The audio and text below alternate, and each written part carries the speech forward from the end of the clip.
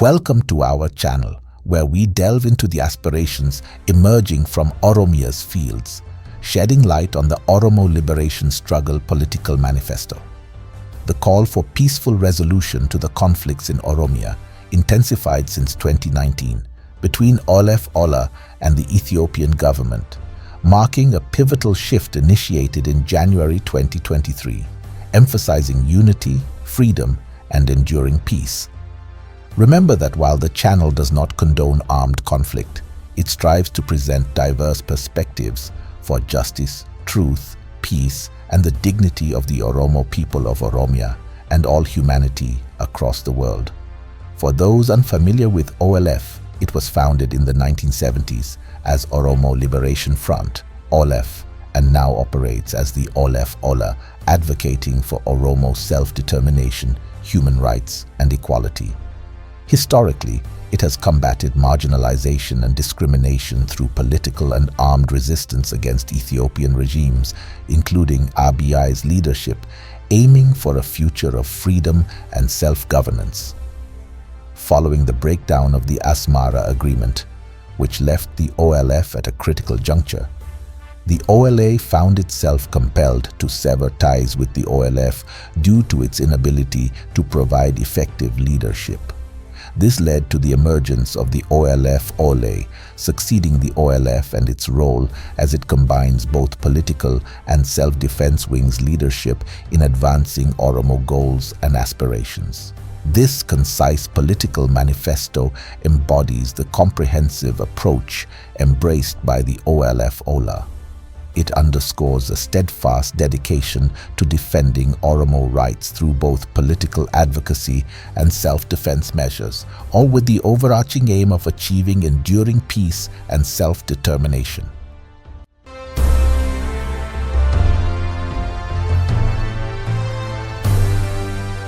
A brief political manifesto of the Oromo Liberation Front Oromo Liberation Army, Olef Ola, From Armed Struggle to the Prospect for Peace, January 2023. 1. Our struggle. We, the Oromo Liberation Army, OLA, fight for the Oromo people's right to self-determination. We fight for the freedom of the Oromo people from political exclusion, economic exploitation, and socio-cultural marginalization. A. We fight to realize the Oromo people's right to freely determine their political status, for the right of our people to determine their political destiny and establish a responsive government through freely elected representatives. B. We fight to secure the Oromo people's economic sovereignty, to stop the exploitation of our people's natural and human resources, to develop these resources for the benefit of all. C. We fight to realize the socio-cultural rights of our people. We demand respect for and full recognition of the Oromo language, culture, and history. We have willingly dedicated our lives to the liberation of our people, not because we are warmongers who relish deadly conflicts and their attendant vagaries, but because armed struggle is the only means left to free ourselves from the ravages of tyranny and rebuild our humanity and identity that have been pulverized by a century of cultural degradation and dehumanization. The right to self-determination has been the long-standing quest of the Oromo national struggle. The Kiru Revolution, the recent iteration of the long Oromo struggle, otherwise known as the Oromo protest, reaffirmed this in unambiguous terms. Though Ethiopian politicians habitually attempt to cast the Oromo people's demands in negative terms, the principle of self-determination is a foundational human right on which all other rights are based. The right to self-determination remains one of the few inalienable human rights that permeate both the International Covenant on Civil and Political Rights, ICCPR, and the International Covenant on Economic, Social, and Cultural Rights, ICSCR.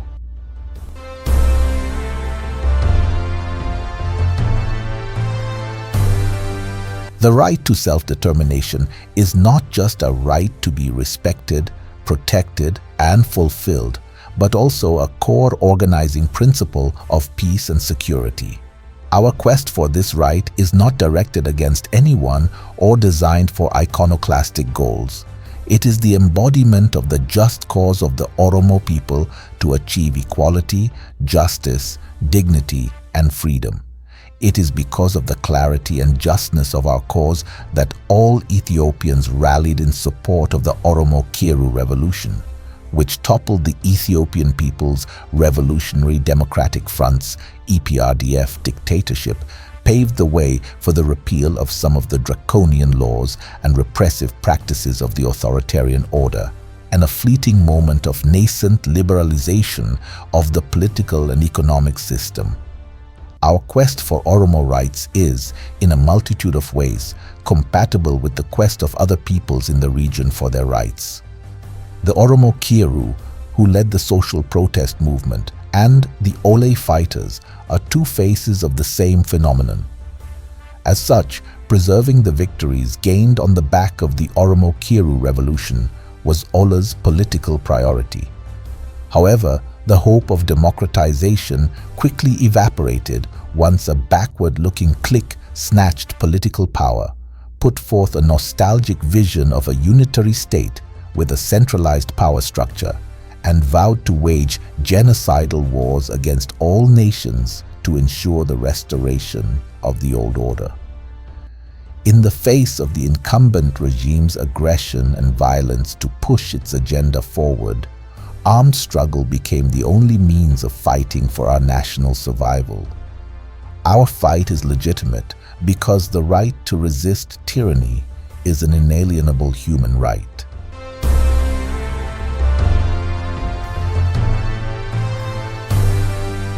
Though we will fight to the last drop of our blood to overcome the threat to our survival as a people, we are equally committed to peacemaking. As Oromo, we understand peace, Naga, is the foundation and a prerequisite of a properly functioning political system, religious rituals, social relations, and moral order. Among the Oromo, Naga is key to an orderly universe and a strong, prosperous, and self-reliant society. War is never our choice. It is not our goal. We desire peace and its attendant social and economic benefits for our people. We believe in a negotiated peace that produces a lasting political settlement that accommodates our people's age-old demands and honors our sacrifices.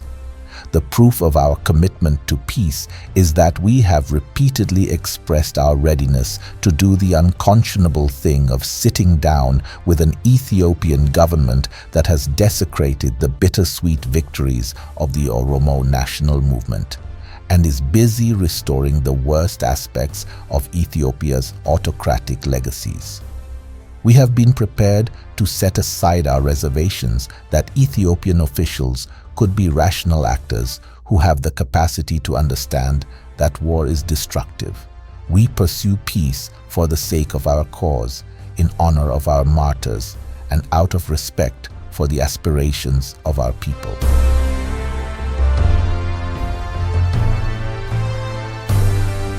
Two, our institutional independence. After the relative liberalization of the political space on the back of the Kiru Revolution, the Oromo Liberation Front, OLF, now registered with the National Election Board of Ethiopia, and the Ethiopian government reached an agreement providing for the termination of hostilities, demilitarization of politics, and ushering in of a new age of peaceful political contestations. Accordingly, the OLF returned to Ethiopia in September 2018 to participate in a peaceful political struggle. Though the Ethiopian government refused to allow third-party observers or formally sign the agreement, the two sides agreed to establish a joint committee to implement the agreement, specifically the disarmament, demobilization, and reintegration (DDR) of combatants into the security and/or civilian sector. In the first months, even though there was demonstrable reluctance on the part of the government to implement the DDR, a conflict between Ethiopian security forces and OLA units did not occur. For the most part, the OLA and government forces recognized their respective areas of operation and, in effect, cooperated in maintaining law and order. The OLA never attacked government security forces at any time. Cooperation, not confrontation, was the mode of interaction and the spirit of the Asmara Agreement. However, the agreement was never implemented. The Oromo People's Democratic Organization, OPDO government, made a calculated political decision not to allow any political competition in Oromia. The party's Central Committee made a deliberate decision to obliterate all Oromo political forces. Immediately after OLF leaders returned home, the government let loose its political operatives and OPDO-affiliated Oromo minions to conduct a virulent campaign of vilification and humiliation against the OLF. Incitement, incrimination, and instigation of violence against the OLF became commonplace. Minor clashes took place, resulting in the deaths of many.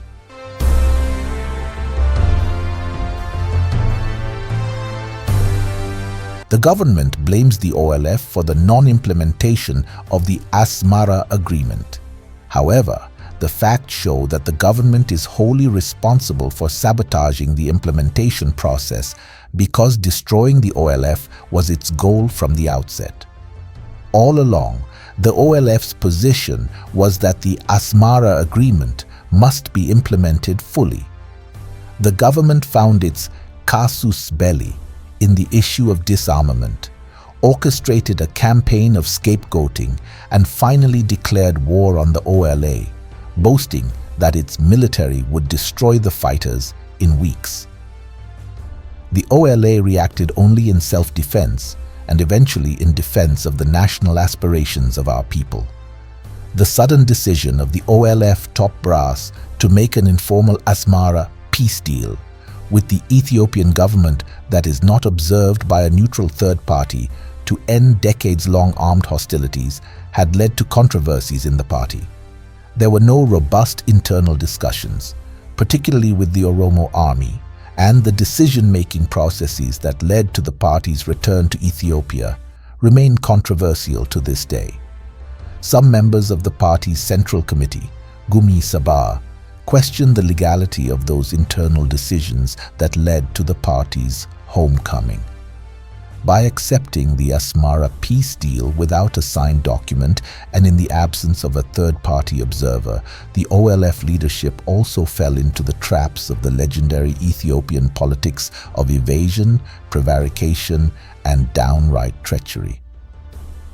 OLF combatants who had entered military camps for retraining before integration into Ethiopian security forces were harshly mistreated. OLF officials were denied visiting the OLA combatants, and their attempts to improve the proceedings were ignored. The initial steps to implement the agreement confirmed the Ethiopian government was not committed to executing the agreement faithfully.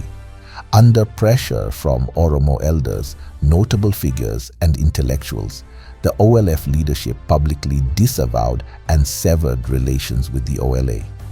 The OLF made a public declaration of separation from the OLA. Even then, the OLF was constantly accused of association with the OLA, to the point where it was unable to function as a legally registered political party.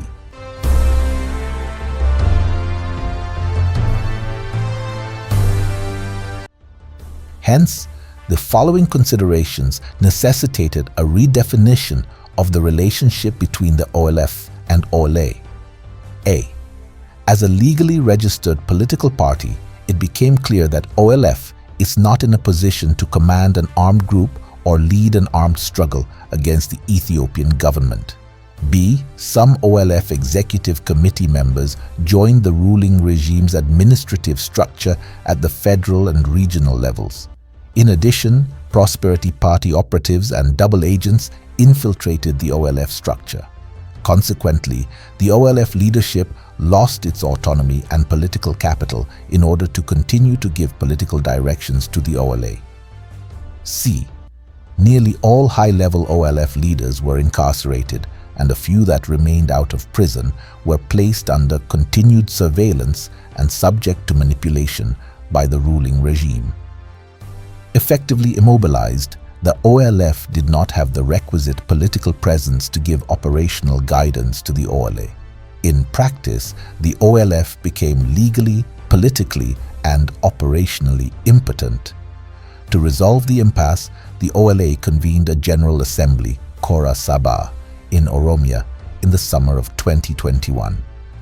The OLA political leaders, commanders, members, and supporters of the OLA representing all regions of Oromia participated in person and virtually. The General Assembly created a politico-military body called the OLF-OLA High Command as the only legitimate politico-military entity directing the OLA and its self-defense force, political and diplomatic engagements. The name OLF-OLA is chosen to signify the unification of the political and people's self-defense leadership in the same body, the OLF-OLA High Command.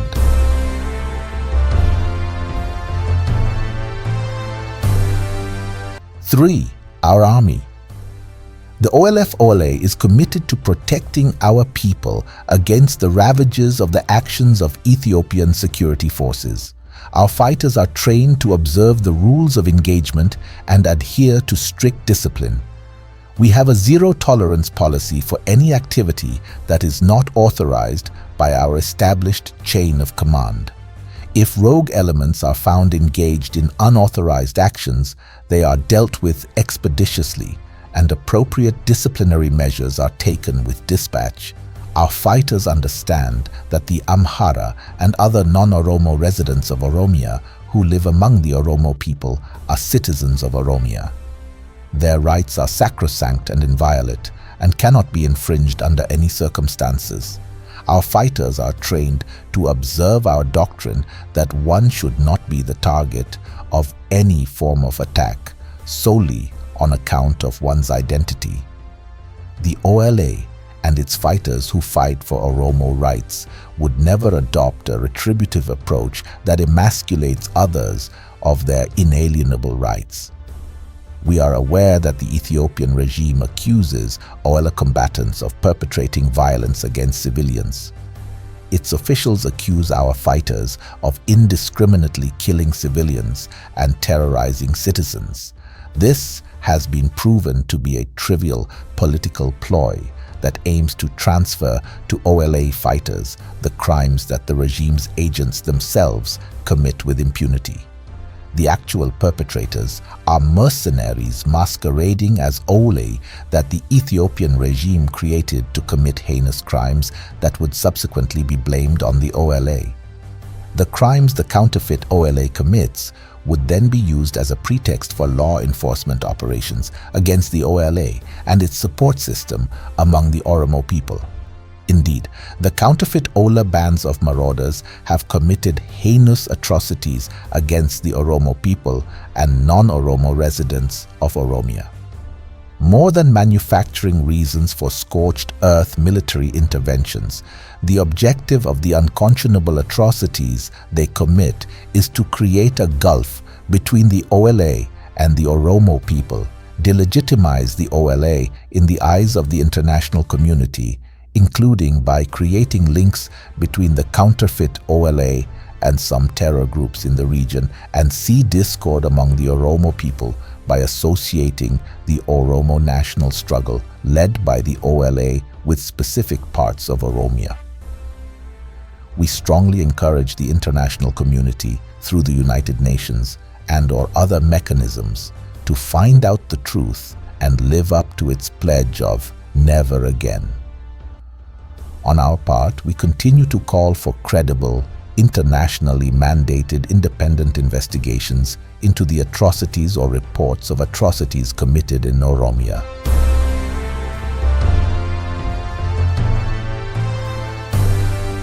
For our case against the regime. In the last 4 years, the Oromo people have been denied all aspects of their right to democratic self-rule. A.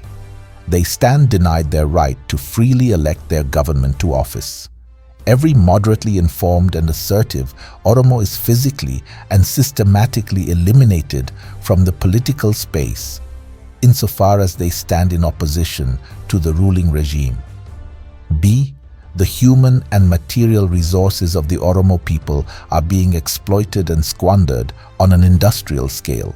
The rampant poverty has gotten worse. C. A few gains we had made towards respect for the Oromo language and culture are being reversed, among other things, through the introduction of education policies that undermine the Oromo language in Oromia. However, the story of the past 4 years goes further. In addition to the denial of all aspects of the exercise of the right to self-determination, the Oromo people are denied the very right to exist in their own territory. After the Prosperity Party regime came to power, the Ethiopian government waged wars in which war crimes, crimes against humanity, ethnic cleansing, and even genocide have been committed. At the very least, we maintain that the Prosperity Party regime has committed crimes against humanity that meet every single criterion of the Rome Statute, Article 7.1 AK. 1. The regime treats Oromoness as a security threat and, using fabricated crimes of association with the Ola, indicts innocent Oromo and subjects them to murder and mayhem. We protest the crime of murder, Article 7.1a, because the Oromo person's very humanity is denied and denigrated. 2. Under the pretense of law enforcement, the regime's security forces have committed the crime of extermination, Article 7.1b, against the Oromo people.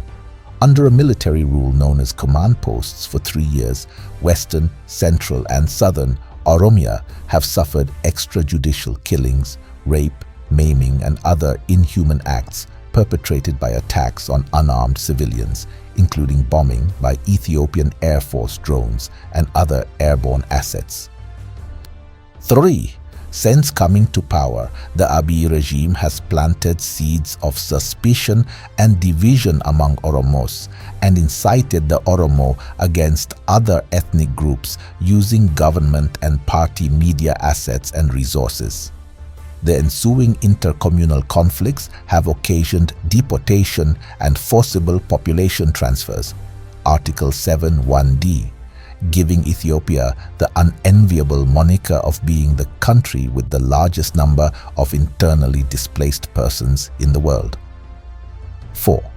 The regime has unlawfully subjected tens of thousands of people to imprisonment or other severe deprivation of physical liberty, Article 7.1e. Ethiopian prisons are filled with innocent people whom the regime's prosecutors have falsely charged and jailed. Nearly every Oromo opposition political leader and many thousands of prisoners of conscience are now languishing in squalid prisons, makeshift detention centers, and concentration camps. 5. With an intent to destroy, the regime has unleashed waves of persecution against an identifiable group or collectivity, committing acts that are universally recognized as impermissible under international law. Article 7.1h. In the last 3 years, the regime has worked relentlessly to weaken and destroy legally registered Oromo political parties, the Oromo Liberation Front, and the Oromo Federalist Congress in particular, using violence, conspiracy theories, and corrupt money. 6. Under the Abiy regime, Oromia has endured inhumane acts, intentionally causing great suffering or serious injury to body or to mental or physical health. Article 7.1k. Crimes of awful magnitude have been committed in Oromia, drenching it in blood. The region was turned into grotesque scenes of flaying, beheading, and burning humans alive, and landscapes of maimed, tortured, and decapitated bodies mutilated by beasts, and homesteads that were deliberately touched and burned to the ground. 7. All of the aforementioned crimes were committed systematically and directed against the civilian population. Article 7(1). The Oromo people were despised, denigrated, and dehumanized. By controlling the media, closing down independent media outlets, or muzzling them with threats, the regime has allowed genocidal narratives to be aired, distorting Oromo history, denigrating Oromo culture, and deforming Oromo identity. Most importantly, the regime perpetrated these crimes with full knowledge of the attack. The Ole is currently the only force standing between the dehumanizing brutality of a regime that has lost any capacity of fellow feeling for human beings, a leadership that callously trivializes the loss of human life, and a society that has been cowed to condoning crimes against humanity. Despite the fact that the Ole has the moral and legitimate responsibility to defend the Oromo people against the excessive violence the regime has unleashed against them, the Ole wants to be on record that our preference is peace.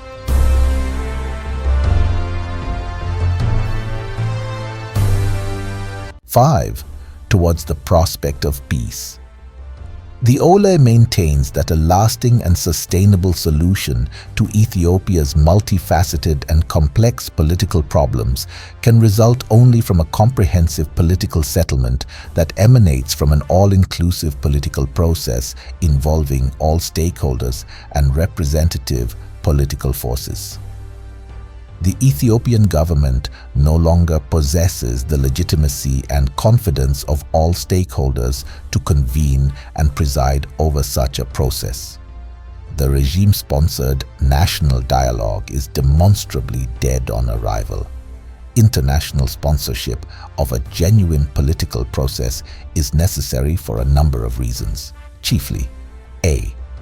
While the great majority of the Oromo people support the OLA, the remaining few individuals closely work with the regime in various capacities. In such a polarized political landscape, finding a neutral mediator within the country is a far cry from a viable possibility. B.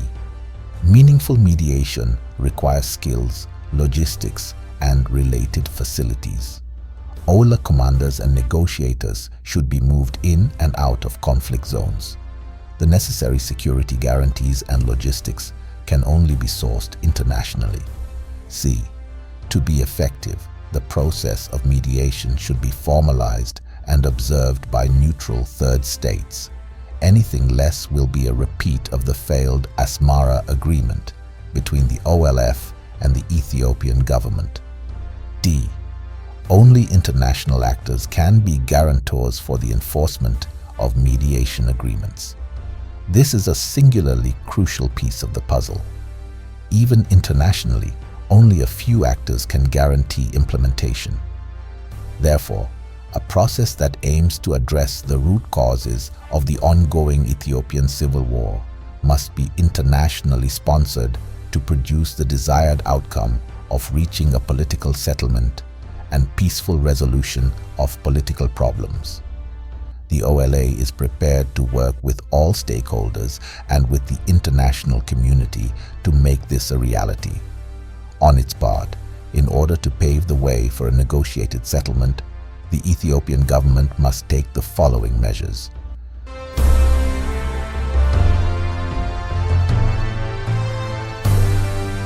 (5.1) Confidence-building measures, CBMs. 1. Establish humanitarian corridors in Oromia to facilitate aid agency access to conflict-affected populations, ensuring the delivery of essential assistance. 2. Release all Oromo political detainees, including innocent farmers, business persons, students, and community leaders who have been unjustly imprisoned on allegations of supporting the Ole. 3. Cease the intensified persecution of Oromo opposition party leaders and supporters, and the unwarranted closure of Oromo opposition party offices, fostering an environment of political openness and dialogue. 4. Take concrete steps to elevate Afan Oromo to the status of a federal working language, reversing policies that undermine its prominence as the primary instructional language in Oromia. 5. Acknowledge Finfinne as an integral part of Oromia while ensuring the full political, economic, and property rights of its residents, and recognizing the historical connection of the Oromo people to the city, fostering a sense of belonging and ownership. 6. Halt the rampant land expropriation in Finfinne perpetrated by government officials, religious institutions, and individuals posing as custodians, thereby combating corruption.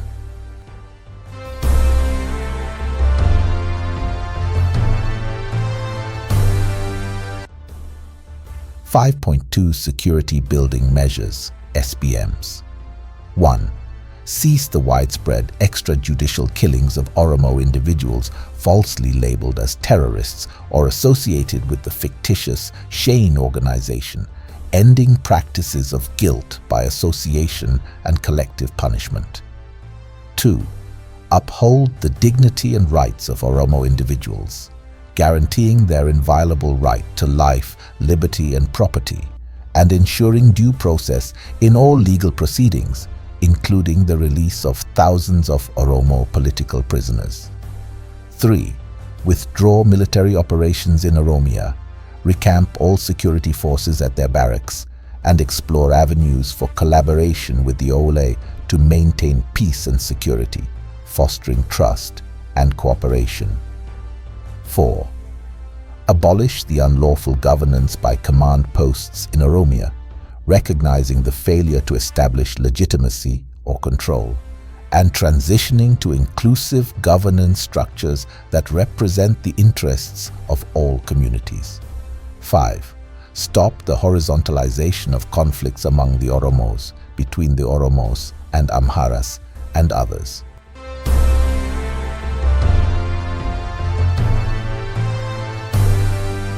6. Regional security and stability. The Horn of Africa is a highly fragile region. Despite domestic and international efforts to reconstruct the state, Somalia has not been able to form a functional central government. Sudan is haltingly undergoing a delicate transition. South Sudan is striving to emerge out of the post-independence civil war. Ethiopia, for all intents and purposes, has become a failed state. Once considered an anchor state and one of the fastest-growing economies in the region, Ethiopia now stands as an impediment to regional peace and security, financing a huge military and security apparatus and operations to keep an unpopular party in power has become a major factor inhibiting economic growth and human development. If it continues on its current trajectory, the collapse of authority is a distinct possibility, and its reverberations will be felt all the way to the European shores of the Mediterranean Sea and beyond. The Oromo people constitute the largest ethno-national group in the Horn of Africa region. Oromia is the demographic, geographic, and economic center of Ethiopia. The Oromo also live in Kenya, Somalia, and Djibouti. Peace and stability in Ethiopia cannot be achieved and sustained without the resolution of the conflicts in Oromia. By effectively organizing and allocating this vast amount of material and human resources, the OLF-OLA has begun to contribute to sustainable peace and security in the Red Sea Basin. In addition, the OLF-OLA has formed alliances with other Ethiopian progressive and federalist forces to ensure that the Red Sea is a peaceful zone of international commerce. One of the main problems perpetuating instability in the Horn of Africa is the abject poverty in which the majority of the population lives. By addressing the legitimate quest of the majority of the Ethiopian nations for democratic self-governance, the OLF-OLA and its progressive partners intend to build a political economy that invests in education, technology, and innovation, creates conditions in which livelihoods flourish, and consequently renders obsolete the political economy of predation that fuels terrorism, illegal migration, and human trafficking as a means of income generation. Significantly more needs to be done to improve the economic conditions of the people of the region. First, the rule of law must prevail in the region. Secondly, private property ownership should be respected. Third, enabling conditions for free competition ought to be in place. Fourth, while certain pockets of market failure require social policies that necessitate the role of the state in the economy, a government should assume a carefully balanced role in the market. We hold these conditions to be key ingredients and drivers of human development and economic growth in the region and beyond.